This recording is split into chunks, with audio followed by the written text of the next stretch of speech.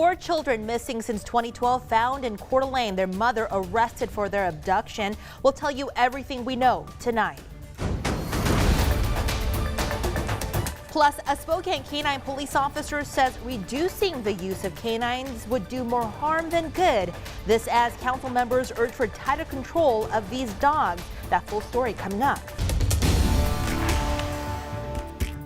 Here's the problem with trying to change broken, oppressive systems. Tonight, part 2 of our investigation into the silent struggle. We dive into the stigma of young activists who believe they're not being heard.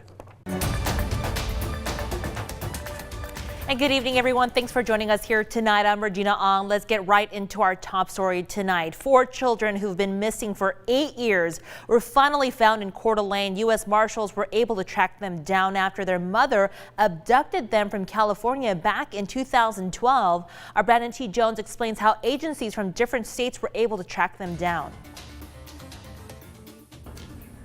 Since 2005, more than 1,500 missing children have been found with the help of U.S. Marshals. Some cases take longer than others, including the one that was just solved in northern Idaho.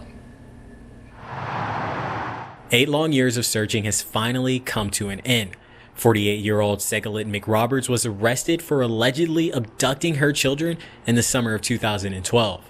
Since the inception of the Justice for Victims of Trafficking Act passed in 2015, the Marshal Service has increasingly been involved in more and more missing children cases. According to the Department of Justice, McRoberts lost custody of her 4 children when a California judge granted full-time parenting rights to her ex-husband. She and her new spouse then disappeared with the children, who were only 7, 9, 11, and 12 years old at the time. With a warrant for her arrest in a different state, the Los Angeles District Attorney's Office was assisted by the Greater Idaho Fugitive Task Force. When you're dealing with missing children, how important is it to make sure you approach this situation in a safe manner? When a child's involved, we want to make sure we do things right the first time because of the potential elevated risks and the opportunity to safely recover the child could be missed. After being located and determined to be safe, 2 of the children with McRoberts were turned over to the Idaho Department of Child Support Services.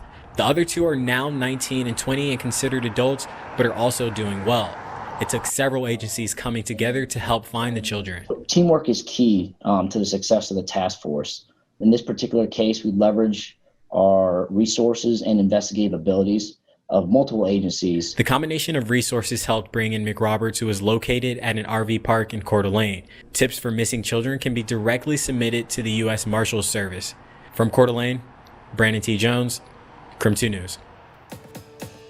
Okay, now let's get to tracking the coronavirus. Spokane Regional Health reporting 289 new cases today. 8 new deaths were also reported, with one of those deaths happening today. 114 are currently hospitalized to date. More than 15,000 cases have been confirmed countywide. Over in North Idaho, the Panhandle Health District is reporting 248 new coronavirus cases today, bringing that total number of cases to almost 9,000. No new deaths have been reported. Currently, 68 people are hospitalized, but there is some good news on the horizon.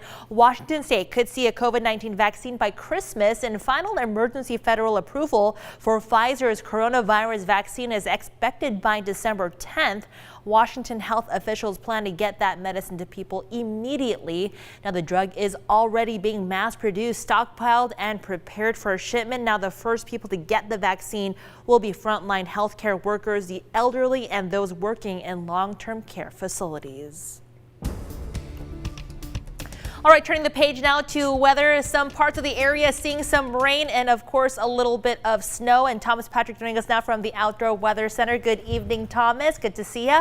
A little bit of rain tonight, and I see the roads are a bit wet behind you there. Yeah, and we were discussing about an hour ago, it was a sprinkle. Yeah. It's picked up a little bit since then in our Outdoor Weather Center. This is definitely a light rain at the moment from the South Hill in Spokane and even downtown and the airport we're also reporting at least some light rain. But as I look at the raindrops through the studio lights here, it makes it almost look like it's snow, but it's falling much too fast for this to be snow. It is 100% rain out there. We are just riding a mighty fine line at the moment, especially right at 38 degrees. If it gets any colder than that, we'll start to see some snowflakes mix in, but it's not going to get all that much colder. But it is quite windy out here. Mostly rain across the region, even through Coeur d'Alene. You can easily see the differentiation between where the mountains are as well as the valleys, because most of the valleys, even in Sandpoint, still reporting rain at the moment. Looks like Newport might be squeezing out just a little bit of snow, or at least more snow than rain at the moment. This only lasts for a couple hours tonight, because by tomorrow morning it's going to be dry yet cloudy out there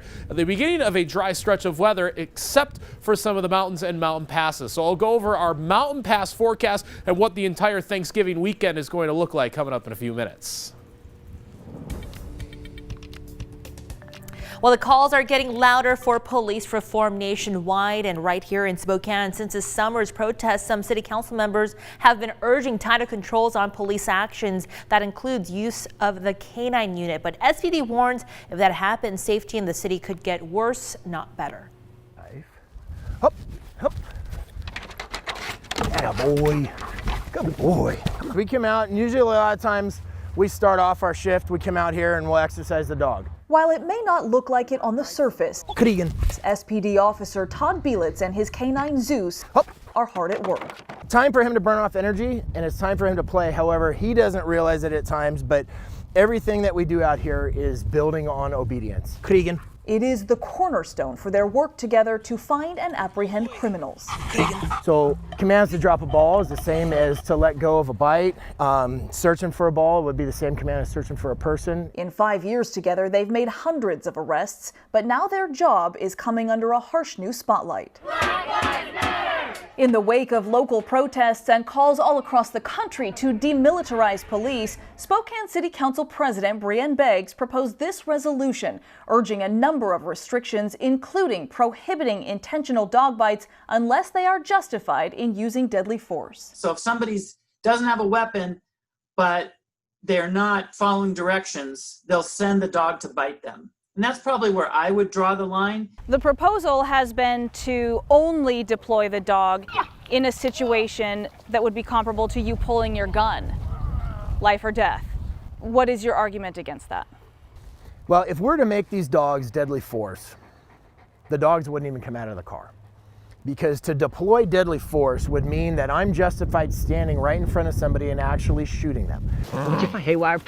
In that type of a scenario where the dog is looking for a suspect and you're not exactly sure where he is, might be dangerous, might be armed. All right, well, you're gonna get bit if you don't comply. How would you do that without the dog?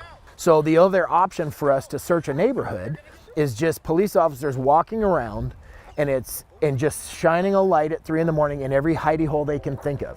Now the potential for an ambush is skyrocketing with every hole that they search. And to see our Whitney Ward's full investigation, you can text the word K9 to 509-448-2000 and we'll send it right to your phone. All right, still ahead here tonight on KREM 2 News at 11, we were able to feed 11,000 families from Tom's Turkey Drive today, but the need for food has accelerated across the county as the pandemic continues. Plus, the world doesn't see, I don't think, like the manic side of it, like where you're in your head, your mind's moving like 1,000 minutes per second. it's the second part of our 4-part series, Young and Alone. We're going behind the scenes with activists from Portland, Louisville, and Atlanta. We'll be right back after this.